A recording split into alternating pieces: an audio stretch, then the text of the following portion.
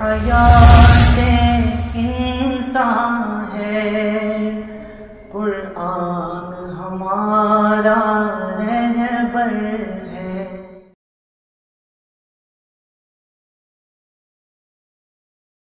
بسم اللہ الرحمن الرحیم، نحمدہ ونصلی علی رسولہ الکریم، اما بعد۔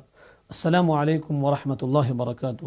محترم ناظرین، آج ہم چھٹے پارے کے اہم مضامین، احکامات اور عنوانات پر گفتگو کریں گے۔ چھٹے پارے کی ابتدا میں اللہ رب العزت فرماتے ہیں، بسم اللہ الرحمن الرحیم، لا يحب اللہ الجہر بالسوء من القول الا من ظلم وکان اللہ سمیعا علیما ان تبدوا خیرا او تخفوه او تعفو عن سوء فإن اللہ کان عفوا قدیرا۔ اللہ تعالی بری بات کے اظہار کو پسند نہیں کرتا سوائے اس شخص کے وہ مظلوم ہو، اور اللہ تعالیٰ سننے اور جاننے والا ہے۔ کوئی بھی بری بات ہو، گالی ہے، کسی کا عیب نکالنا ہے، کسی کی غیبت کرنی ہے، کسی کے لیے بد دعا کرنی ہے، اللہ رب العزت ان باتوں کو پسند نہیں کرتے۔ ہاں، ایک بات کی گنجائش ہے، الا من ظلم، کسی آدمی کے ساتھ زیادتی ہو رہی ہے، ناانصافی ہو رہی ہے، اس پر تشدد ہو رہا ہے، جبر ہو رہا ہے، اس کے استحصال ہو رہا ہے، وہ اپنی آواز بلند کر سکتا ہے، احکام بالا تک اپنی آواز پہنچا سکتا ہے، ظالموں کے خلاف لکھ سکتا ہے۔ یہ کوئی غلط بات نہیں ہے، اس کی گنجائش ہے۔ البتہ فرمایا ان تبدو خیرا او تخفوه او تعفو عن سوء، اگر تم نیکی کی بات کھلم کھلا کر دیا کرو، یا اسے پوشیدہ رکھو، یا کسی برائی سے درگزر کرو، تو بے شک اللہ رب العزت کی ذات معاف کرنے والی اور قدرت رکھنے والی ہے۔ یعنی نیکی ظاہر کرو یا مخفی کرو، یا کسی کا قصور معاف کر دو، تو بلا شبہ اللہ رب العزت بھی تمہارے اس عمل کو پسند کرے گا، اور اللہ رب العزت بھی تم سے وہی معاملہ کرے گا۔ جیسا کہ حدیث میں آتا ہے، ارحموا من فی الارض یرحمکم من فی السماء، کہ تم اہل زمین پر رحم کرو، آسمان والا تم پر رحم کرے گا۔ تو یہ ترغیب دی گئی ہے کہ انسان کو ہر وقت بدلے کی نہیں سوچنی چاہیے، اگر درگزر سے کام لے تو یہ ایک اچھی صفت ہے، اللہ رب العزت اس کو پسند کرتے ہیں، اور پھر اللہ اپنی مخلوق کو بہت معاف کرنے والے ہیں۔ فرمایا کہ یسألک اہل الکتاب ان تنزل علیہم کتابا من السماء، کہ یہ جو اہل کتاب ہیں، یہودیوں کی طرف اشارہ ہے، اور ان کی ہٹ درمی کو ذکر کیا جا رہا ہے کہ وہ کیا کہتے ہیں کہ اے نبی، آسمان سے کوئی کتاب ہمارے اوپر اتار دیجئے۔ اللہ رب العزت فرماتے ہیں یہ بنی اسرائیل کے مطالبوں کی طویل فہرست کا وہ حصہ ہے جو ان کی زندگی کا لازمی حصہ رہا ہے، کہ جو نبی آتا اس سے نیا مطالبہ کر دیتے، اگر وہ مطالبہ پورا ہو جاتا تو ایک اور مطالبہ کر دیتے۔ فرمایا آپ سے تو یہ کہتے ہیں کہ آسمان سے ان کے لیے کتاب اتار کے لے آئیں، تو پریشان ہونے کی بات نہیں ہے۔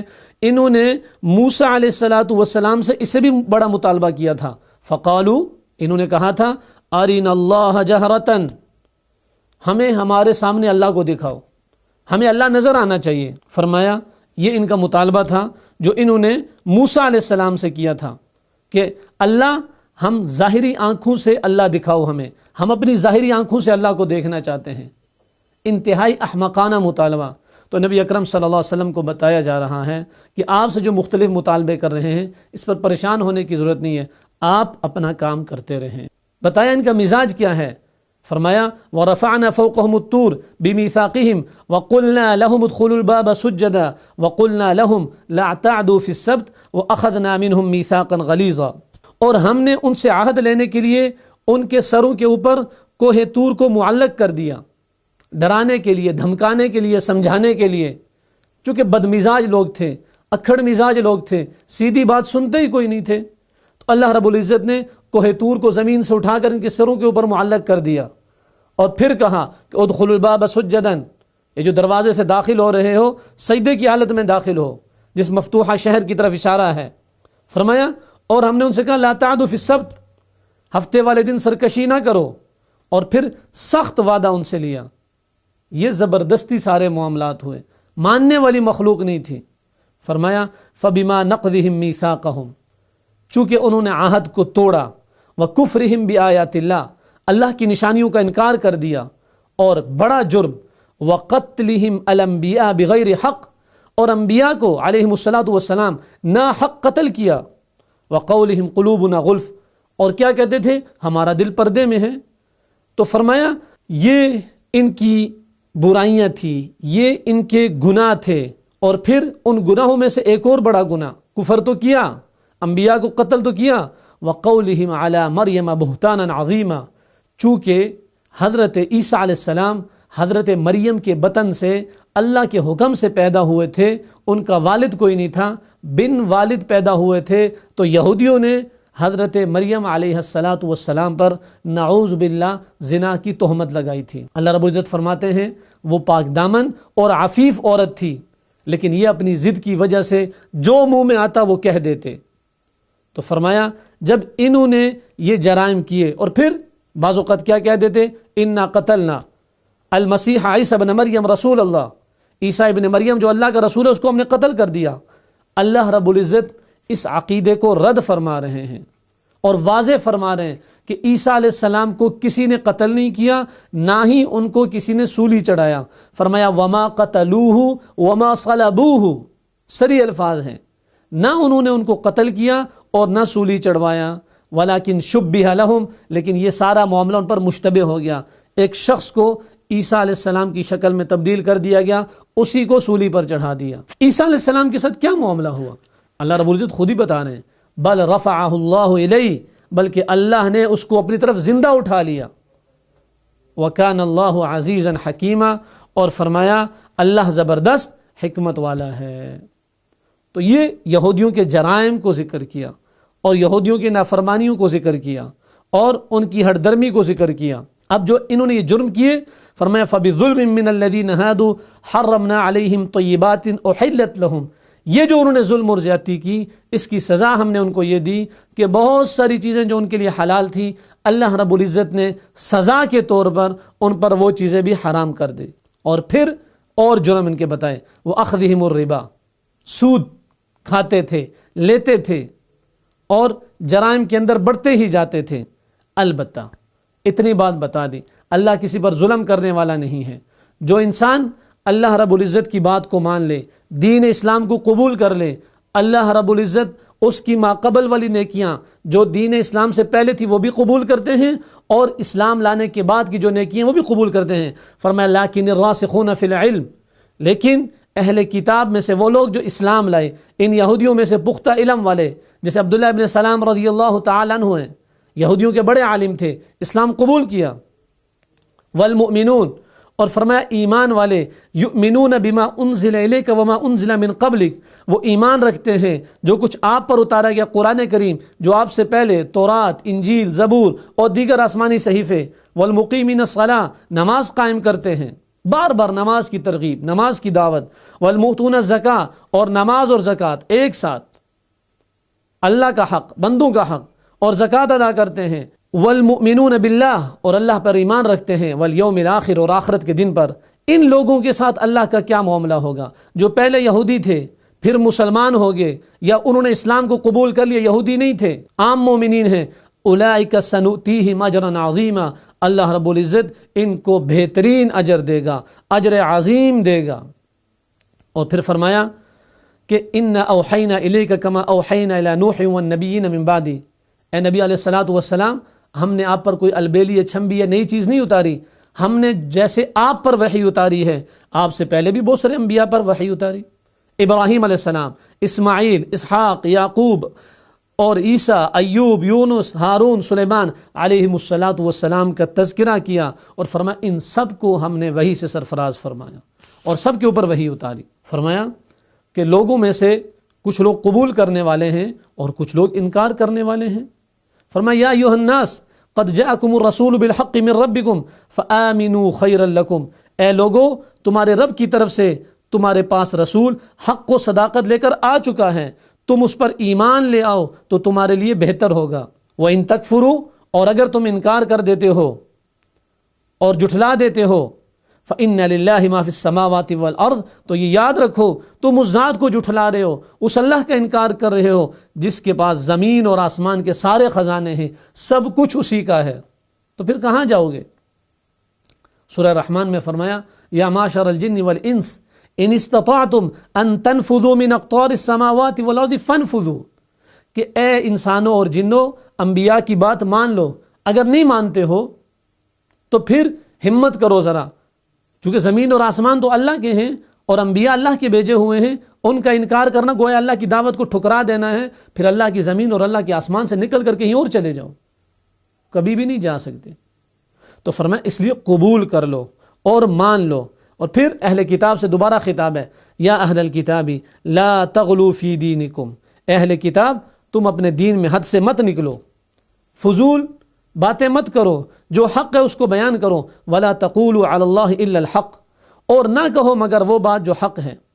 فرمایا تمہاری جھوٹی باتوں کی تردید، انما المسیح عیسی ابن مریم، حضرت عیسیٰ مریم کے بیٹے ہیں، نعوذ باللہ اللہ کے بیٹے نہیں ہیں، رسول اللہ، ہاں اللہ کے بھیجے ہوئے نبی ہیں، وکلمتہ، اور اللہ کا کلمہ ہے، ولا تقولوا ثلاثہ، اس عقیدے کی بھی تردید کی، تثلیث کی، یہ نہ کہو کہ اللہ تین ہیں، ایک دو تین، اور یہ جو رب عرش کے اوپر موجود ہے وہ تیسرا حصہ ہے، ایک حصہ عیسیٰ ہیں، ایک اور حصہ مریم ہے، یہ بعضوں کے عقیدے کے مطابق عیسیٰ اور جبرائیل اور اللہ یہ مل کے خدا بندے ہیں۔ فرمایا یہ باتیں نہ کہو، تثلیث کا عقیدہ باطل ہے، بلکہ انما اللہ الہ واحد، اللہ ایک ہے، تنہا ہے، یکتا ہے، اس کے ساتھ کوئی شریک نہیں، سبحانہ ان یکون ولد، فرمایا اللہ بے نیاز ذات ہے، وہ اس سے پاک ہے کہ اس کی اولاد ہو۔ سورہ اخلاص میں بتا دیا قل هو اللہ احد، اے نبی صلی اللہ علیہ وسلم لوگوں کو بتا دو اللہ ایک ہے، یکتا ہے، تنہا ہے، اللہ الصمد، اللہ کو اولاد کی ضرورت کیا، وہ تو بے نیاز ہے، احکم الحاکمین ہے، لم یلد ولم یولد، نہ اس نے کسی کو جنا نہ اس کو کسی نے جنا، وہ جن کے کرے کیا، لم یکن لہ کفوا احد، اس کا تو کوئی ہمسر ہی نہیں، اس کا تو کوئی برابری کا ہی نہیں۔ تو بتا دیا کہ عقیدے کو صحیح کرو، لہ ما فی السماوات و ما فی الارض، سب کچھ اسی کا ہے، وہ زمین میں ہے وہ آسمان میں ہے۔ فرمایا لن یستنکف المسیح ان یکون عبدا للہ ولا الملائکۃ المقربون، عقلی دلیل دے کر سمجھایا کہ عیسائیوں تم کیوں غلط عقیدہ رکھتے ہو، کیوں یہ کہتے ہو کہ مسیح خدا ہے۔ فرمایا مسیح حضرت عیسیٰ بن مریم علیہ الصلاۃ والسلام وہ تو اس پر فخر کرتے تھے کہ وہ اللہ کے بندے ہیں، اللہ کی مخلوق ہیں، وہ جو تمہارا عقیدہ ہے کہ وہ خود رب تھے، اس پر ہرگز انہوں نے نہ کبھی کہا نہ اس پر فخر کیا۔ اور یہ عیسائیوں کی اپنی کتابوں میں بھی لکھا ہے کہ ان کی یہ دعوت نہیں تھی، یہ تحریف شدہ دین کی دعوت ہے، حقیقی دین کی یہ دعوت نہیں ہے۔ حقیقی دین چاہے سابقہ کتب میں تھا یا قرآن کے اندر ہے، وہ اللہ کے بندے اور اس کے بھیجے ہوئے پیغمبر ہیں۔ اور پھر بتا دیا یا ایھا الناس قد جاءکم برہان من ربکم، اے لوگو تمہارے پاس واضح دلیل قرآن کی شکل میں آ چکی، اب انکار کی گنجائش نہیں۔ فاما الذین آمنوا باللہ، جو لوگ ایمان لائے، واعتصموا بہ، اور مضبوطی سے اس کو تھامے رکھا، اللہ کیا اجر دیں گے، فسیدخلہم فی رحمت من، ان کا رب ان کو اپنی رحمت میں، وفضل، اور فضل میں داخل کرے گا، ویہدیہم الیہ صراطا مستقیما، اور ان کی سیدھی راستے کی طرف رہنمائی کرے گا۔ اس کے بعد عورتوں کے تھوڑے مسائل بیان کیے اور یوں سورہ نساء کا خاتمہ ہوا۔ محترم ناظرین، اس کے بعد سورہ مائدہ ہے، اور مائدہ عربی زبان میں دسترخوان کو کہتے ہیں۔ اس کا نام سورہ مائدہ اس وجہ سے ہے کہ اس صورت میں حضرت عیسیٰ علیہ الصلاۃ والسلام کے حواریین کے آسمانی دسترخوان کے نزول کی درخواست کا ذکر ہے، اسی مناسبت سے اس کو سورہ مائدہ کہتے ہیں۔ یہ صورت تقریباً ساری کی ساری مدینہ منورہ میں نازل ہوئی ہے اور مدنی صورت کہلاتی ہے۔ البتہ اس کی چند آیات یا ایک آیت جو الیوم اکملت کے بارے میں آتا ہے کہ یہ حجۃ الوداع میں میدان عرفہ کے اندر مکہ مکرمہ میں نازل ہوئی ہے۔ سورہ مائدہ کی ابتدا بسم اللہ الرحمن الرحیم، یا ایھا الذین آمنوا اوفوا بالعقود، اے ایمان والو اپنے وعدوں کو پورا کرو، اور ایک اس کا ترجمہ اپنے اقرار کو پورا کرو۔ بہرحال انسان کسی کے ساتھ کوئی معاہدہ کرے، کوئی وعدہ کرے، کوئی عہد کرے، اس کو پورا کرنا چاہیے۔ حضور نبی اکرم صلی اللہ علیہ وسلم نے اس کی اہمیت کو بہت واضح انداز میں بیان فرمایا، بلکہ ایک حدیث کے اندر آتا ہے کہ منافق کی جو بہت ساری نشانیاں ہیں ان میں سے ایک نشانی یہ بتائی، اذا وعد اخلف، منافق کی نشانیوں میں سے ایک نشانی یہ ہے جب وعدہ کرے گا تو وعدہ توڑ دے گا، وعدہ کبھی نہیں پورا کرے گا، تو اس لیے اس کا اہتمام کرنا چاہیے۔ اس کے بعد بتایا گیا کہ کون سی چیزیں حلال ہیں، اور یہ کہ اللہ رب العزت نے عام چوپائے تمہارے لیے حلال کیے، احلت لکم بہیمۃ الانعام، کہ حلال کیے گئے ہیں تمہارے لیے جانور، اور ان میں سے اونٹ ہے، گائے ہے، بکری ہے، بھیڑ ہے، یہ سب چیزیں حلال ہیں، سب کی سب حلال ہیں۔ پھر یہ فرمایا کہ کچھ چیزیں البتہ تمہارے اوپر حرام ہیں، اور ان کا بھی آگے تذکرہ آ رہا ہے۔ درمیان میں اس بات کا تذکرہ کیا کہ اہل ایمان کا مزاج یہ ہونا چاہیے کہ تعاونوا علی البر والتقوی، نیکی اور تقوی کے معاملات میں ایک دوسرے کے ساتھ مدد کریں، تعاون کریں، ولا تعاونوا علی الاثم والعدوان، لیکن برائی کے کاموں میں اور سرکشی کے کاموں میں ایک دوسرے کی مدد ہرگز نہ کریں۔ مسجد کی طرف جانا ہے، زکوٰۃ ادا کرنی ہے، روزہ رکھنا ہے، جہاد کرنا ہے، حج کے لیے جانا ہے، مسلمانوں کی خدمت ہے، رفاع عامہ کے کام ہے، اس میں ایک دوسرے کے ساتھ تعاون کیا جائے۔ اور کسی کا کوئی کاروبار ہے، اس میں اس کے ساتھ مدد کرنی ہے، کوئی بیمار ہے اس کی عیادت کرنی ہے، مسلمان کے جنازے میں شریک ہونا ہے، اور قرآن پڑھنا ہے، پڑھانا ہے، دین پڑھنا پڑھانا ہے، مسجد بنانی ہے، مدرسہ بنانا ہے، مکتب بنانا ہے، اسکول بنانا ہے، یعنی دین کے کاموں میں اور اللہ کے قریب کرنے والے کاموں میں ایک دوسرے کے ساتھ تعاون کرو۔ ولا تعاونوا علی الاثم والعدوان، برائی کے کاموں میں شراب، زنا، چوری، سود، کسی کے ساتھ زیادتی، کسی کی زمین پر قبضہ، ناجائز ظلم، ان میں ایک دوسرے کے ساتھ تعاون نہ کرو۔ کسی کے بارے میں جھوٹی گواہی دے دینا اپنے دوست کا خیال رکھتے ہوئے، فرمایا اسلام اس کی اجازت نہیں دیتا، یہ مسلمان کا مزاج نہیں ہے۔ فرمایا واتقوا اللہ، نیکی میں تعاون کرو اور برائی میں تعاون سے بچو، اور یہ اس وقت ہوگا جب تمہارے اندر تقوی کی کیفیت ہوگی، اللہ کا خوف ہوگا، اور اللہ کی ذات ہر وقت مستحضر ہوگی کہ مجھے میرا رب دیکھ رہا ہے، میں اپنے رب کے سامنے ہوں، اور مجھے عن قریب اپنے رب کے پاس جانا ہے، میں نے اس کو حساب کتاب دینا ہے۔ فرمایا اللہ سے ڈرتے رہو گے، تقوی کی کیفیت ہوگی تو پھر فرمایا یہ بات بھی یاد رکھنا، اگر تم برائیوں میں ایک دوسرے کے ساتھ تعاون کرتے رہے اور ایک دوسرے کی برائیوں میں مددگار بنتے رہے، مل کر چوریاں کرتے رہے، ایک دوسرے کے لیے زنا کے اسباب مہیا کرتے رہے، اور ایک دوسرے کے لیے شراب کا بندوبست کرتے رہے، مسلمانوں کو نقصان پہنچاتے رہے، فرمایا ان اللہ شدید العقاب، پھر یہ بات بھی یاد رکھو کہ اللہ رب العزت کی ذات بہت سخت عذاب دینے والی ہے۔ تو جب یہ بات ذہن میں ہوگی، انسان کے لیے نیکی آسان ہوگی۔ جہاں تک حرام کردہ چیزیں ہیں، فرمایا حرمت علیکم المیتۃ والدم ولحم الخنزیر وما اہل لغیر اللہ بہ، تم پر حرام کر دیا گیا ہے مردار، کوئی بھی مردہ چیز، خون، سور کا گوشت، اور وہ جانور جو غیر اللہ کے نام پر دیے جائیں۔ پھر آگے اس کی بہت سارے مثالیں دی، اور جس آیت کے بارے میں شروع میں بات ہوئی کہ مکہ مکرمہ میں نازل ہوئی، یہ اسی آیت کا ٹکڑا، الیوم اکملت لکم دینکم واتممت علیکم نعمتی، آج ہم نے آپ کے لیے آپ کا دین مکمل کر دیا اور اپنی نعمت کو آپ پر تمام کر دیا، ورضیت لکم الاسلام دینا، اور ہم آپ سے دین اسلام پر راضی ہو گئے۔ ایک یہودی نے جب اس آیت کو سنا تو حضرت عمر فاروق رضی اللہ تعالی عنہ سے کہا کہ اگر یہ آیت ہمارے بارے میں نازل ہوتی اور ہمارے حق میں نازل ہوتی تو ہم جشن مناتے اور اس کو عید کا دن قرار دیتے۔ حضرت عمر نے فرمایا مجھے وہ وقت بھی یاد ہے، وہ دن بھی یاد ہے جب یہ آیت نازل ہوئی، اور یہ بات پہلے ہو چکی کہ میدان عرفہ میں حجۃ الوداع کے موقع پر یہ آیت نازل ہوئی۔ اس میں ایک واضح بات بتا دی گئی، اللہ رب العزت نے اپنے دین کو مکمل کر دیا، لہٰذا جو دین اللہ تعالیٰ اور اللہ کے حبیب حضرت محمد صلی اللہ علیہ وسلم نے ہم کو دیا ہے وہ دین ہے۔ ما آتاکم الرسول فخذوہ، جو اللہ کا نبی دے اس کو لے لو، وما نہاکم عنہ فانتہوا، اور جس سے روکے اس سے باز آ جاؤ، یہ دین ہے۔ نماز کیسے پڑھنی ہے؟ جیسے کہ اللہ کے نبی صلی اللہ علیہ وسلم نے پڑھی، صلو کما رأیتمونی اصلی، نماز ویسے پڑھو جیسے مجھے دیکھتے ہو نماز پڑھتے ہوئے۔ ان کو دیکھ کے صحابہ نے پڑھی، تابعین نے پڑھی۔ آذان کیسے دینی ہے؟ جیسے نبی اکرم صلی اللہ علیہ وسلم نے دی۔ آپ کے مشہور مؤذن عبداللہ ابن ام مکتوم رضی اللہ عنہ، حضرت بلال حبشی رضی اللہ تعالی عنہ، انہوں نے کیسے اذان دی، اذان کے شروع میں کیا پڑھا، آخر میں کیا پڑھا، ترتیب کیا تھی، ساری چیزیں بتا دی۔ تو نہ کمی کرنی ہے نہ زیادتی کرنی ہے، دین مکمل۔ اور اس میں بھی آخر میں فرمایا واتقوا اللہ، اللہ سے ڈرتے رہو، کمی زیادتی سے باز رہو، ان اللہ سریع الحساب، اللہ تعالیٰ بہت جلد حساب لینے والا ہے۔ اس کے بعد وضو کا طریقہ بتایا، یا ایھا الذین آمنوا اذا قمتم الی الصلاۃ، اے ایمان والو جب نماز کے لیے کھڑے ہو، فاغسلوا وجوہکم، اپنے چہرے کو دھو لو۔ فقہ کی کتابوں میں تفصیل موجود ہے کہاں سے کہاں تک دھونا ہے۔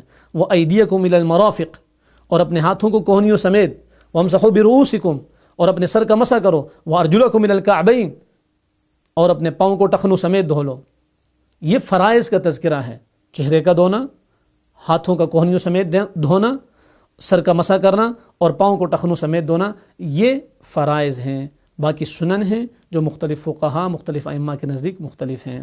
فرمایا وَإِن كُنتُمْ جُنُبًا فَطَهَّرُوا، ہاں اگر تم جنبی ہو تو پھر اس صورت میں غسل کرنا پڑے گا پاکیزہ ہونے کے لیے. اس کے بعد تیمم کے بارے میں کچھ وضاحت فرمائی کہ اگر تمہیں پانی دستیاب نہیں ہے اور تم کسی ایسی جگہ ہو جہاں پانی نہیں لا سکتے ہو تو فَتَيَمَّمُوا صَعِيدًا طَيِّبًا، تو اچھے طریقے سے پاکیزہ مٹی سے تیمم کر لو. فَامْسَحُوا بِوُجُوهِكُمْ وَأَيْدِيكُمْ، اور تیمم میں ہاتھ اور چہرہ اس کا تیمم ہے اور نیت کرنی ہے.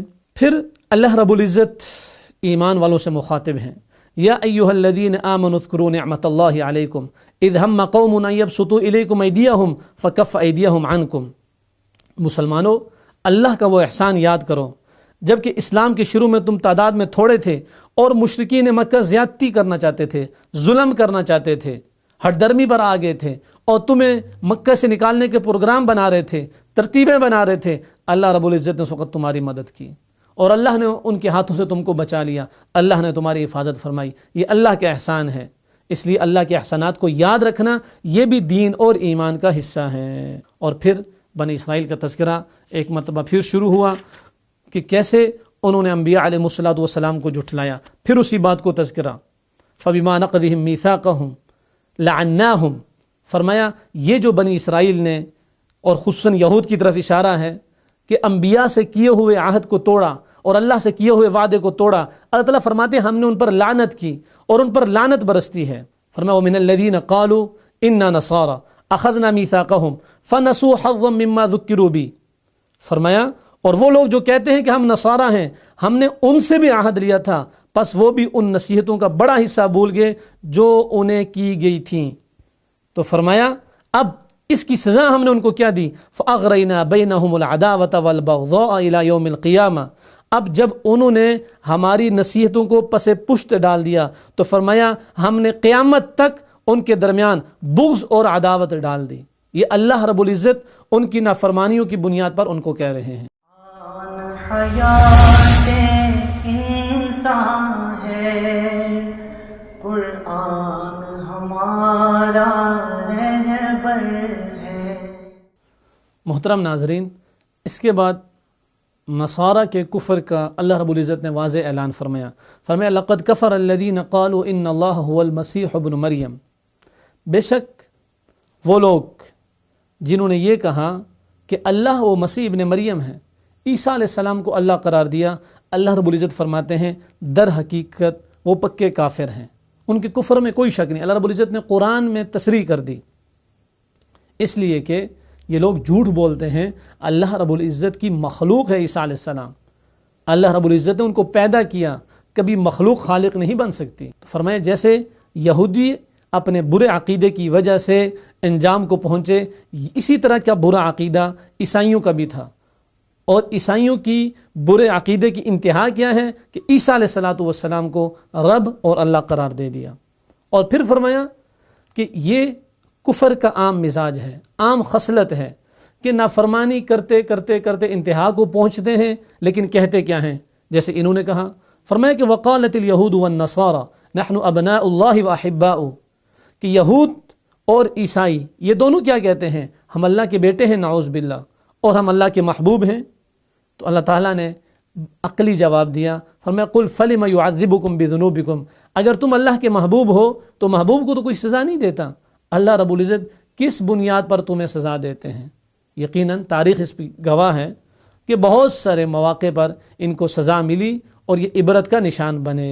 اور پھر اس سے مراد آخرت کا عذاب بھی ہو سکتا ہے کہ یقیناً جو تمہاری روش ہے، جو تمہارا مزاج ہے، جو تمہاری ہٹ درمی ہے، تمہیں ضرور عذاب کا سامنا کرنا پڑے گا. ان کی نافرمانیوں کی فہرست طویل ہے، ان میں سے چند یہاں بھی مذکور ہیں. جیسے یہاں بتایا جا رہا ہے وَإِذْ قَالَ مُوسَىٰ لِقَوْمِهِ يَا قَوْمِ اذْكُرُوا نِعْمَةَ اللَّهِ عَلَيْكُمْ إِذْ جَعَلَ فِيكُمْ أَنْبِيَاءَ وَجَعَلَكُمْ مُلُوكًا وَآتَاكُمْ مَا لَمْ يُؤْتِ أَحَدًا مِّنَ الْعَالَمِينَ. موسیٰ علیہ السلام نے فرمایا کہ اپنے رب کی نعمتوں کو یاد کرو، اور اللہ رب العزت نے تمہیں بہت ساری نعمتیں دی ہیں. یا قوم ادخلوا الارض المقدسۃ التي كتب اللہ لكم. اے میرے قوم، اس پاکیزہ زمین، اشارہ شام کی سرزمین کی طرف ہے کہ اس میں داخل ہو جاؤ جس کو اللہ رب العزت نے تمہارے لیے لازم کیا ہے. ولا ترتدوا علی ادبارکم، اور پیٹھ کے بل نہ پھرو. فتنقلبوا خاسرین، اگر تم ایسا کرو گے تو دنیا اور آخرت میں اپنا نقصان کرنے والے ہوگے. لیکن اب انہوں نے بجائے ماننے کے کیا کیا؟ اصل میں موسیٰ علیہ السلام نے اپنی قوم کو وہ عظیم احسان یاد دلایا اور فرمایا کہ میری قوم اس ارض مقدسہ میں شام کے اندر داخل ہو جاؤ. اور پھر کفار بنی عمالقہ جو تھا ان سے جہاد کا حکم دیا کہ یہاں داخل ہو کر تم ان سے جا کے لڑائی کرو اور جہاد کرو اور اللہ کے کلمے کو بلند کرو. اب بجائے یہ کہ مان لیتے اور اللہ کی نعمتوں کو یاد کرتے، الٹا ہردرمی شروع کر دی اور کیا کہنے لگے؟ یا موسیٰ ان فیہا قوما جبارین. جب ان لوگوں کو دیکھا کہ بڑے بڑی جسامت کے مالک ہیں اور قد و قامت والے ہیں تو ڈر گئے، کہا یہ تو بڑے سخت لوگ ہیں. اور وَإِنَّا لَن نَدْخُلَهَا حَتَّى يَخْرُجُوا مِنْهَا، ہم تو یہاں ہرگز داخل نہ ہوں گے جب تک یہ لوگ وہاں سے نکل نہ جائیں. تو اب اگر وہ نکل جائیں تو ان کے داخل ہونے کا بلا فائدہ کیا؟ ان سے تو جہاد کرنا ہے اور ان کو کہہ رہے ہیں کہ وہ نکلیں گے تو ہم پھر وہاں داخل ہوں گے. حالانکہ دعوت تو یہ دی جا رہی ہے کہ وہاں جا کر ان سے جہاد کرو اور ان کو نکالو. اور ان کا آگے سے جواب ہے وہ جب آگے سے چلے جائیں گے تو پھر ہم اس جگہ داخل ہوں گے. اور پھر بنی اسرائیل کا وہ مشہور جملہ اب جو ہر ایک کی زبان میں آتا ہے، کیا؟ فَاذْهَبْ أَنْتَ وَرَبُّكَ. موسیٰ علیہ السلام سے کہنے لگے موسیٰ تو جا اور تیرا رب جائے. فَقَاتِلَا، تم دونوں جا کے لڑائی کرو. إِنَّا هَاهُنَا قَاعِدٌ، ہم تو یہیں بیٹھے ہوئے ہیں. ہردرمی کی انتہا کہ نبی کے ساتھ دینے کے بجائے نبی کو کہہ رہے ہیں کہ تو اور تیرا رب چلے جاؤ، ہم تو یہیں بیٹھے ہوئے ہیں، ہم نے نہیں جانا. تو اللہ رب العزت نے فرمایا کہ دیکھو یہ ان کی ہردرمی تھی، یہ ان کی ناانصافی تھی کہ اللہ رب العزت کے احسانات کو دیکھا جائے اور ان کے آگے سے کردار کو دیکھو کہ اللہ رب العزت اور اللہ کا نبی حکم دے رہے ہیں کہ جہاد کرو، تو جہاد کرنے کے بجائے آگے سے نبی کو کہہ رہے ہیں کہ تو اور تیرا رب چلے جاؤ، ہم یہیں بیٹھے ہوئے ہیں. اس کے بعد اللہ رب العزت نے حضرت آدم علیہ السلام کے 2 بیٹوں کا تذکرہ کیا. فرمایا وَاتْلُ عَلَيْهِمْ نَبَأَ ابْنَيْ آدَمَ بِالْحَقِّ، کہ اے نبی صلی اللہ علیہ وسلم ان پر آدم علیہ السلام کے 2 بیٹوں کا واقعہ پڑھو. آدم علیہ السلام کی پسلی سے حضرت حوا پیدا ہوئیں اور پھر وہی اللہ کے حکم سے آپ کی بیوی بنی. تو حضرت حوا کے ہاں آدم علیہ السلام کی اولاد میں جو پہلی اولاد ہوئی اس کا نام قابیل اور اقلیمہ تھا. جب دوسرے مرحلے میں اولاد ہوئی تو اس کا نام حابیل اور یہودا تھا. آدم علیہ السلام نے ارادہ کیا کہ جو پہلے مرحلے کی اولاد ہے یعنی جو قابیل ہے اس کی شادی دوسرے مرحلے میں پیدا ہونے والی اولاد یعنی یہودا سے کر دی جائے، اور پھر جو دوسرے مرحلے میں بیٹا پیدا ہوا ہے حابیل اس کی شادی پہلے مرحلے میں پیدا ہونے والی بیٹی اقلیمہ سے کر دیا جائے. لیکن جب آدم علیہ السلام نے اپنی اس خواہش کا اظہار کیا تو قابیل جو کہ آدم علیہ السلام کا بڑا بیٹا تھا اس نے یہ کہہ کر آپ کی بات ماننے سے انکار کر دیا کہ میں اپنی بہن سے یعنی اقلیمہ سے میں خود ہی شادی کروں گا. مفسرین نے لکھا ہے چونکہ اقلیمہ ایک خوبصورت لڑکی تھی لہٰذا اس نے بجائے آدم علیہ السلام کی بات ماننے کے حسن و جمال کو ترجیح دیتے ہوئے اپنی رائے کو مقدم سمجھا. لیکن آدم علیہ السلام نے ان کے درمیان جھگڑے کو ختم کرنے کے لیے ترتیب بنائی، کہا کہ تم دونوں قربانی کرو اور دیکھتے ہیں کہ اس کی قربانی قبول ہوتی ہے. یہاں اسی طرف اشارہ ہے اذ قربا قربانا کہ دونوں نے قربانی کی. فتقبل من احدہما، اللہ رب العزت نے ایک سے قربانی کو قبول کیا، ولم یتقبل من الاخر، دوسرے سے قربانی قبول نہ ہوئی. قابیل نے بھی قربانی کی، حابیل نے بھی قربانی کی. قابیل چونکہ ہٹ درمی کر رہا تھا اور حابیل موسیٰ حضرت آدم علیہ السلام کی بات کو مان رہا تھا، تو قابیل ہٹ درم تھا اور حابیل بات کو ماننے والا تھا. تو جب قربانی کی اس وقت قربانی کی قبولیت کی شکل یہ ہوتی تھی کہ جس کی قربانی قبول ہوتی تھی آگ اس کو جلا دیتی تھی. تو حابیل کی قربانی کو آگ نے جلا دیا، قابیل کی قربانی کو نہیں جلایا. اب لہٰذا نتیجہ صاف ہے کہ حابیل کی شادی اقلیمہ سے کر دی گئی جو کہ قابیل پر بہت شاق گزری. تو قابیل نے کیا کہا حابیل سے؟ لَأَقْتُلَنَّكَ، میں تجھے ضرور بھی ضرور قتل کر دوں گا. تو حابیل نے بجائے جھگڑنے کے ایک آسان سا جواب دیا، انما يتقبل اللہ من المتقین، اللہ رب العزت تو متقی آدمی سے قربانی قبول کرتے ہیں، میری قبول کر لی، تیری نہیں کی۔ اور پھر ساتھ یہ بھی بتا دیا لَإِن بَسَطتَ إِلَيَّ يَدَكَ لِتَقْتُلَنِي مَا أَنَا بِبَاسِطٍ يَدِي إِلَيْكَ لِأَقْتُلَكَ، اگر تو میری طرف اپنا ہاتھ بڑھاتا ہے مجھے قتل کرنے کے لیے تو میں بدلے میں تجھے قتل نہیں کروں گا۔ کیوں؟ انی اخاف اللہ رب العالمین، مجھے اپنے رب سے ڈر لگتا ہے کہ اگر میں بھی ناحق کام کروں گا اللہ مجھے بھی عذاب میں مبتلا کرے گا۔ بہرحال اللہ رب العزت فرماتے ہیں فَطَوَّعَتْ لَهُ نَفْسُهُ، قابیل نے اپنے خواہش اور اپنے نفس کی بات کو مانا، قتل اخیہ، اور اس میں پھر نتیجہ کیا ہوا؟ اپنے بھائی کو قتل کر دیا۔ فرمایا فَأَصْبَحَ مِنَ الْخَاسِرِينَ، قتل کرنے کے بعد ندامت ہوئی، لیکن یہ تو گناہ سے پہلے کے سوچنے کی بات ہوتی ہے۔ گناہ کر کے ندامت یہ بھی اچھی چیز ہے، لیکن بعض اوقات ندامت کا فائدہ نہیں ہوتا، جیسے کہ قابیل کو کوئی فائدہ نہیں ہوا، اب حابیل کی لاش اٹھائے پھر رہا ہے، سمجھ نہیں آ رہی کہ دفن کیسے کروں۔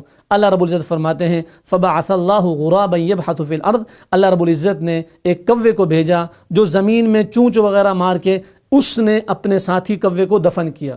یوں قابیل کو سمجھ آئی کہ کسی آدمی کو دفن کیسے کیا جاتا ہے، اور قابیل نے اس بات کا اظہار بھی کیا یا ویلتا اعجزت ان اکون مثل هذا الغراب فاواری سوءة اخی، کہ ہائے ملامت، میں تو اتنا کمزور آدمی ہوں اور میں اس سے بھی عاجز آ گیا کہ میں اس کوے کی طرح بھی میرے اندر اتنی سمجھداری بھی نہیں ہے، یہ تو مردار کوے کو زمین کے اندر دفن کر رہا ہے اور میں اپنے بھائی کے لاشے کو اٹھائے پھر رہا ہوں۔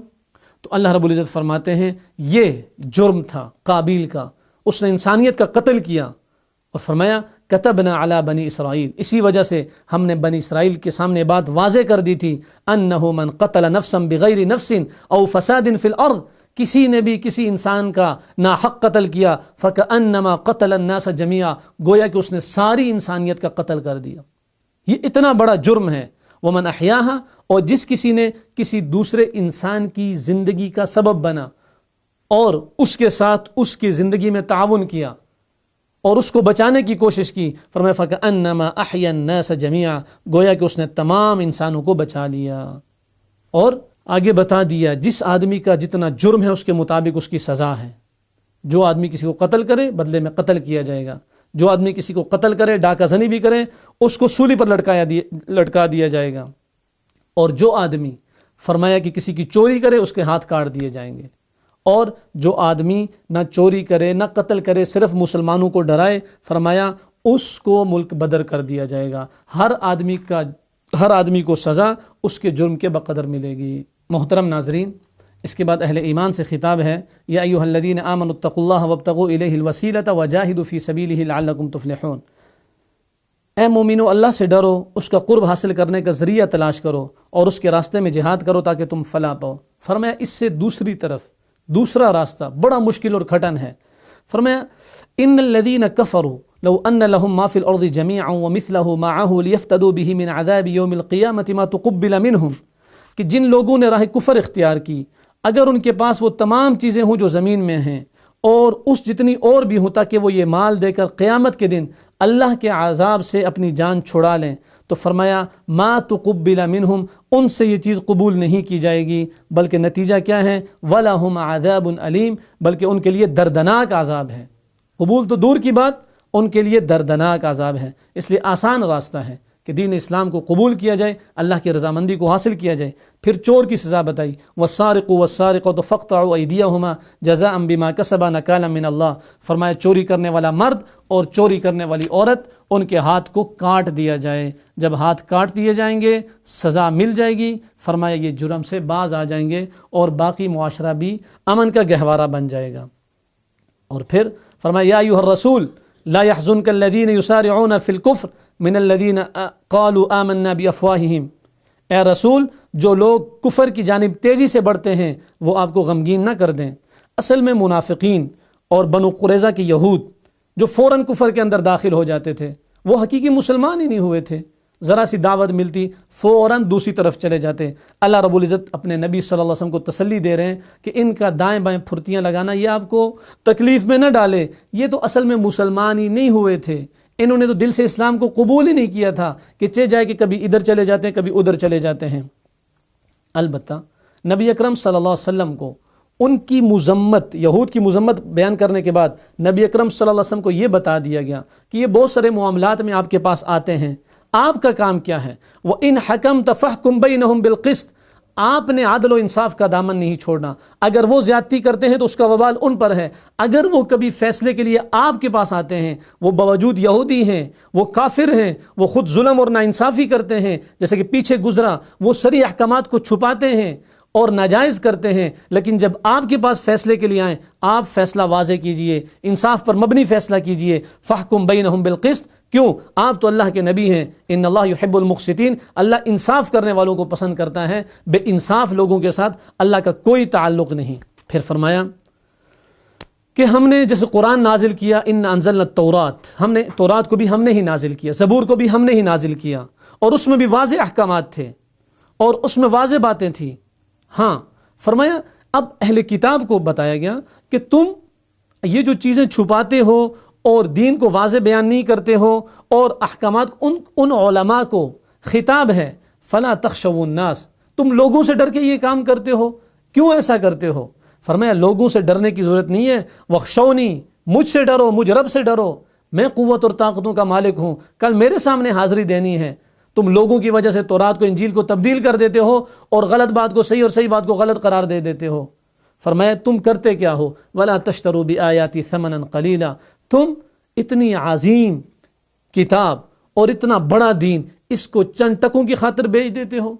فرمایا یہ تمہاری حالت اور یہ تمہاری کیفیت ہے، اس سے تمہیں کیا ملے گا؟ اس کے بعد قصاص کے احکامات بتائے. فرمایا وَكَتَبْنَا عَلَيْهِمْ فِيهَا أَنَّ النَّفْسَ بِالنَّفْسِ والعین بالعین والانف بالانف والاذن بالاذن والسن بالسن والجروح قصاص. فرمایا کہ ہم نے ان پر لکھ دیا تھا، یعنی یہودیوں پر لازمی قرار دیا تھا کیا کہ جان کے بدلے میں جان ہے، اور والعین بالعین، آنکھ کے بدلے میں آنکھ، والانف بالانف، اور ناک کے بدلے میں ناک، والاذن بالاذن، اور کان کے بدلے میں کان، والسن بالسن، اور دانت کے بدلے میں دانت، والجروح قصاص، اور زخموں کا بدلہ ویسے ہی زخم ہیں، یعنی تبدیلی نہیں. حالانکہ یہود کیا کیا کرتے تھے، عجیب معاملہ تھا ان کے ہاں، کتاب میں بھی تحریف کرتے، اس کے بعد ایک اور جو معاملہ کرتے. اب بنو نذیر جو ذرا معزز اور مالدار تھے، وہ بنو قریظہ کے ساتھ عجیب معاملہ کرتے. بنو قریظہ تھوڑے غریب تھے نسبتاً. اب بنو نذیر سے اگر کوئی جرم ہوتا تو اس کا آدھا تاوان اس کو دینا پڑتا. اگر وہ کسی بندے کو قتل کر دیتا تو اس سے بدلے میں قصاص بھی نہ لیتے. جب بنو قریظہ سے کوئی معاملہ ہو جاتا ان سے تاوان بھی پورا لیتے، اور اگر وہ قتل کر دیتا تو بدلے میں اس کو قتل کر دیتے. اپنے معاشرے میں بھی انصاف نہ لا سکے اور یوں اللہ کے دین کے ساتھ کھیلتے رہے. اسی وجہ سے بعض اہل علم نے لکھا ہے کہ موجودہ دور کے اہل کتاب نہیں ہیں، یہ تو اپنے دین کو بھی انہوں نے تبدیل کر کے رکھ دیا ہے. اکثر ان میں سے مشرک ہیں. اسی بنیاد پر جو علماء اہل کتاب سے بھی شادی کی اجازت نہیں دیتے، اس کی بنیاد یہی ہے کہ انہوں نے سارے دین کو بگاڑ کر اور تبدیل کر کے رکھ دیا ہے. اب یہ وہ اہل کتاب نہیں ہے جن کا تذکرہ کتابوں میں آتا ہے. اللہ رب العزت ایمان والوں سے پھر خطاب فرما رہے، یا ایھا الذین آمنوا لا تتخذوا اليہود والنصارى اولیاء. یہ مضمون بہت دفعہ بیان ہو چکا کہ اے ایمان والو، تم یہودیوں اور عیسائیوں کو اپنا دوست نہ بناؤ. بعضهم اولیاء بعض، ہاں وہ ایک دوسرے کے دوست ہیں. ومن یتولہم منکم فانہ منہم، بڑی سخت بات، سمجھنے کی بات اور سننے کی بات. فرمایا تم میں سے جو کوئی ان کو دوست بنائے گا تو وہ یقیناً انہی میں سے ہوگا. ان اللہ لا یہدی القوم الظالمین، یقین کرو کہ اللہ تعالیٰ ان لوگوں کو کبھی ہدایت کی توفیق نہیں دیتا جو ظالم ہیں. واضح منع کر دیا. مجبوری، عذر، تجارت، اٹھنا بیٹھنا اس کی گنجائش ہے، لیکن دل سے دوستی رکھنا، فرمایا اس کی اہل ایمان کو گنجائش نہیں ہے. ایک مسلمان اور ایک مومن دوسرے مسلمان سے دوستی رکھ سکتا ہے، یہودیوں اور عیسائیوں سے دوستی کا رشتہ قائم کرنا یہ تو گویا کہ اسلام کی عظمت کی توہین ہے. عقل اس بات کو قبول نہیں کرتی. اللہ رب العزت نے واضح طور پر منع فرما دیا. اور پھر اہل ایمان کی صفات، ایمان والے ہمیشہ اپنے رب کو راضی کرنے کی کوشش کرتے ہیں. فرمایا لا یخافون لومۃ لائم، اس سے پہلے فرمایا یجاہدون فی سبیل اللہ، اللہ کے راستے میں جہاد کرتے ہیں. ولا یخافون لومۃ لائم، کسی ملامت کرنے والے کی ملامت کی پرواہ نہیں کرتے. وہ اللہ کی رضامندی میں لگے رہتے ہیں، جڑے رہتے ہیں. کوئی کیا کہتا ہے، کیا کرتا ہے، اس کی پرواہ ان کو نہیں. لوگوں کے ساتھ حسن سلوک کے ساتھ پیش آتے ہیں، اچھے اخلاق اور کردار کے مالک ہوتے ہیں. لیکن اس کے باوجود اگر لوگ راضی نہ ہوں تو بے شک راضی نہ ہوں. اصل رضامندی رب کی رضامندی ہے. رب راضی تو سب راضی، اور اگر رب ناراض تو پھر اگر ساری مخلوق راضی ہو، اس راضی ہونے کا کوئی فائدہ نہیں، الٹا انسان کو نقصان ہے۔ پھر فرمایا، مزید وضاحت فرمائی کہ تم دوستی کرتے ہو یہود اور نصارہ کے ساتھ، یا ایھا الذین آمنوا لا تتخذوا الذین اتخذوا دینکم ہزوا ولعبا من الذین اوتوا الکتاب من قبلکم والکفار اولیاء، اے ایمان والو ان لوگوں کو جن کو تم سے پہلے کتاب دی جا چکی، یعنی یہود و نصارہ، اور کافروں کو اپنا دوست نہ بناؤ جنہوں نے تمہارے دین کو ہنسی کھیل بنا رکھا ہے، دین کا مذاق اڑاتے ہیں۔ فرمایا وَإِذَا نَادَيْتُمْ إِلَى الصَّلَاةِ اتَّخَذُوهَا هُزُوًا وَلَعِبًا، اور جب تم نماز کی دعوت دیتے ہو، نماز کی طرف بلاتے ہو، اذان ہوتی ہے تو اس کا مذاق اڑاتے ہیں۔ جو لوگ اللہ کے نظام کا اور اللہ کے نام کا اور اللہ کی باتوں کا اور اللہ کی صفات کا مذاق اڑائیں، وہ بلا کیسے دوستی کے مستحق ہو سکتے ہیں؟ کہ اللہ کا اطاعت اور فرمانبردار اور اللہ کا نافرمان، ان کی دوستی درست نہیں ہے۔ اور پھر فرمایا کہ اللہ رب العزت ویسے تمہیں نہیں روکتے، یہ ان کی ہر درمی ہے، یہ ان کی ضد ہے، اور بہت سارے جاننے کے باوجود بھی اپنی ضد پر قائم ہیں۔ اور پھر یہود کے علماء کو کہا لولا ینہاہم الربانیون والاحبار عن قولہم الاثم واکلہم السحت، فرمایا یہود کے علماء نہیں جانتے کہ سود حرام ہے؟ اور یہود کے علماء کیوں اپنے لوگوں کو نہیں سمجھاتے، کیوں گناہوں سے ان کو نہیں روکتے؟ وہ خود بھی آخرت کے منکر ہو چکے ہیں، اور ان لوگوں کو بھی آخرت کا پردہ ڈال دیا ہے، نہ خود اور نہ ان کو سیدھے راستے پر آنے دیتے ہیں۔ فرمایا یا ایھا الرسول بلغ ما انزل الیک من ربک، اے نبی جی آپ کی ذمہ داری یہ ہے جو اللہ کا حکم ملے پورے طریقے سے اس کو پہنچاؤ۔ وَإِن لَّمْ تَفْعَلْ فَمَا بَلَّغْتَ رِسَالَتَهُ، اور اگر آپ نے ایسا نہ کیا تو آپ نے اپنا پیغام پہنچانے کا حق ادا نہیں کیا۔ امت میں بہت سارے لوگوں کا عقیدہ ہے کہ کچھ چیزیں چھپا لی گئی ہیں، یہاں واضح بتا دیا کہ نبی اکرم صلی اللہ علیہ وسلم نے کسی چیز کو کوئی نہیں چھپایا، ہر چیز کو واضح کر کے بیان کر دیا، نہ تو کوئی خاص چیزیں حضرت علی رضی اللہ تعالیٰ کو دی کہ یہ اپنے پاس چھپا کے رکھو۔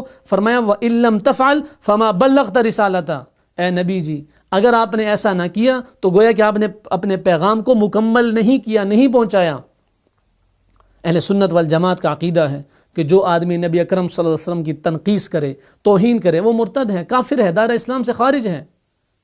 یقیناً آپ نے اپنے پیغام کو اعلیٰ طریقے سے، احسن طریقے سے، اور پھر صحابہ کو گواہ بنا کر فرمایا الا هل بلغت الا هل بلغت الا هل بلغت، کیا میں نے پہنچا دیا، کیا میں نے پہنچا دیا، کیا میں نے پہنچا دیا؟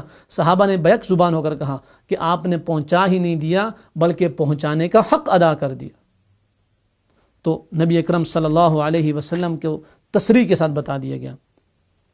اور پھر عجیب منطق، وَحَسِبُوا أَلَّا تَكُونَ فِتْنَةٌ فَعَمُوا وَصَمُّوا ثُمَّ تَابَ اللَّهُ عَلَيْهِمْ ثُمَّ عَمُوا وَصَمُّوا كَثِيرٌ مِّنْهُمْ وَاللَّهُ بَصِيرٌ بِمَا يَعْمَلُونَ، اور فرمایا انہوں نے سمجھا کہ اس کی سزا کچھ نہ ہوگی، اس لیے وہ اندھے اور بہرے ہو گئے۔ پھر اللہ تعالیٰ نے ان کی توبہ قبول کر لی، پھر دوبارہ ان میں سے بہت سارے حق سے اندھے اور بہرے ہو گئے، اور اللہ تعالیٰ ان کے اعمال کو خوب دیکھتا ہے، معافی مانگتے ہیں، اور پھر اور بس ذہن بنا ہوا ہے کہ کچھ بھی نہیں ہوگا، سب کچھ، یعنی اپنی بے وقوفی کی بنیاد پر انہوں نے یہ خیال کر رکھا تھا کہ جو نبی ان کی مرضی کے خلاف کوئی حکم لائے اسے قتل کر دینے یا اس کی تکذیب کر دینے میں انہیں کوئی عذاب نہیں ملے گا۔ اللہ تعالیٰ فرماتے ہیں ایسی بات نہیں ہے، یہ محض ان کے دل کی باتیں ہیں، اور یہ اپنی خواہشات کی پیروی میں اس طرح کی باتیں کرتے ہیں، حقیقت سے اس کا کوئی تعلق نہیں ہے۔ پھر عیسائیوں کے عقیدے کی تردید، لقد کفر الذین قالوا ان اللہ هو المسیح ابن مریم، ان لوگوں نے کفر کیا جنہوں نے یہ کہا کہ عیسیٰ علیہ السلام جو ہیں وہ اللہ ہیں۔ اللہ کون ہے؟ عیسیٰ علیہ السلام ہیں۔ فرمایا ان لوگوں نے کفر کیا، اور خود عیسیٰ علیہ السلام کا قول کیا تھا؟ فرمایا وقال المسیح یا بنی اسرائیل اعبدوا اللہ ربی وربکم، عیسیٰ علیہ السلام تو یہ کہا کرتے تھے کہ اے بنی اسرائیل میرے اور اپنے رب کی عبادت کرو، اللہ کی عبادت کرو، میری عبادت نہ کرو۔ انہ من یشرک باللہ فقد حرم اللہ علیہ الجنہ، اللہ تعالیٰ فرماتے ہیں اس قسم کا شرک جو بھی آدمی شرک کرے گا اللہ نے جنت کو اس پر حرام کر دیا ہے۔ پھر دوسرے عقیدے کی تردید، لقد کفر الذین قالوا ان اللہ ثالث ثلاثہ، ان لوگوں نے بھی کفر کیا جنہوں نے یہ کہا کہ عیسیٰ تین کا تیسرا ہے۔ فرمایا یہ لوگ جو تثلیث کے قائل ہیں یہ بھی کفر کرتے ہیں، یعنی اللہ تین خداؤں، باپ، بیٹا، روح القدس، نعوذ باللہ، اللہ تعالیٰ کو باپ، عیسیٰ علیہ السلام کو بیٹا، اور جبریل علیہ السلام کو، یہ تینوں مل کر اللہ بنتے ہیں۔ تو فرمایا یہ بھی کفر ہے، جو یہ رکھتا ہے وہ شرک کرتا ہے، مشرک ہے، کافر ہے، ٹھکانہ اس کا جہنم ہے۔ اور واضح بتا دیا مل مسیح ابن مریم اللہ رسول، حضرت عیسیٰ علیہ السلام اللہ کے رسول ہیں، قد خلت من قبل الرسل، ان سے پہلے بھی بہت سارے رسول گزرے، اور فرمایا حقیقت کیا ہے، وہ امہ صدیقہ، اور ان کی ماں بہت راست باز تھی، صحیح عورت تھی، مخلص عورت تھی، پاک دامن عورت تھی۔ یہ جو کچھ یہودی الزام لگاتے ہیں یہ بھی غلط ہیں، اور جو عیسائی ان کو خدا بناتے ہیں یہ بھی غلط ہیں۔ آخر میں فرمایا لعن الذین کفروا من بنی اسرائیل علی لسان داود و عیسی بن مریم ذلک بما عصوا وکانوا یعتدون، بنی اسرائیل میں سے جن لوگوں نے راہ کفر اختیار کی ان پر داؤد اور عیسیٰ ابن مریم کی زبان سے لعنت ہوئی۔ یہ کیوں ہوا؟ فرمایا کانوا لا یتناہون عن منکر فعلوہ، یہ اس لیے کہ وہ نافرمانی کرتے تھے اور حد سے زیادہ بڑھ جاتے تھے، باز نہیں آتے تھے۔ تو اللہ رب العزت نے واضح طور پر فرما دیا کہ جو انسان نافرمانی پر اتر آئے، ہڑ درمی کرے، ضد کرے اور حقیقت کا راستہ چھوڑ دے، پھر اس کا انجام یہی ہے۔ اور اس کی تفسیر میں لکھا ہے کہ وہ کبھی شروع میں روکتے، جو نہ روکتا پھر اسی کے ساتھ شریک ہو جاتے جرم میں۔ تو اللہ رب العزت نے ان پر انبیاء کی زبان سے لعنت کی، اور سب سے زیادہ قرآن میں لعنت یہودیوں پر، ان شرارتوں کی وجہ سے اور اس ہردرمی کی وجہ سے جو وہ وقتاً فوقتاً کیا کرتے تھے۔ آخر میں بتا دیا لَتَجِدَنَّ أَشَدَّ النَّاسِ عَدَاوَةً لِلَّذِينَ آمَنُوا الْيَهُودَ وَالَّذِينَ أَشْرَكُوا، کہ عیسائیوں کے مقابلے میں یہودی اور مشرک تمہارے بڑے دشمن ہیں۔ اب علماء کی تحقیق ہے کہ موجودہ دور کے عیسائی کیا وہ عیسائی ہیں بھی یا نہیں جن کے بارے میں قرآن میں مذکور ہے۔ بعض کی رائے یہ ہے کہ اب یہ عیسائی بھی مشرک بن چکے ہیں، یہ بھی اللہ کے منکر ہو چکے ہیں۔ تاہم یہ بات واضح ہے کہ اتنی بات بتائی گئی کہ یہودی اور مشرک عیسائیوں کے مقابلے میں مسلمانوں سے زیادہ بغض رکھتے ہیں، اور اسی طرح یہودیوں کے پیروکار عبداللہ بن سبا یا اس کی کوئی اولاد یا اس کی کوئی ذریت، وہ مسلمانوں سے زیادہ بغض رکھتے ہیں بنسبت عیسائیوں کے۔ اللہ رب العزت کمی کوتاہی معاف کر کے صحیح پر عمل کرنے کی توفیق نصیب فرمائیں۔ وآخر دعوانا ان الحمد للہ رب العالمین۔ کل پھر اسی پروگرام میں ملاقات ہوگی، تب تک کے لیے اجازت دیجیے۔ السلام علیکم ورحمۃ اللہ وبرکاتہ۔ حیات انسان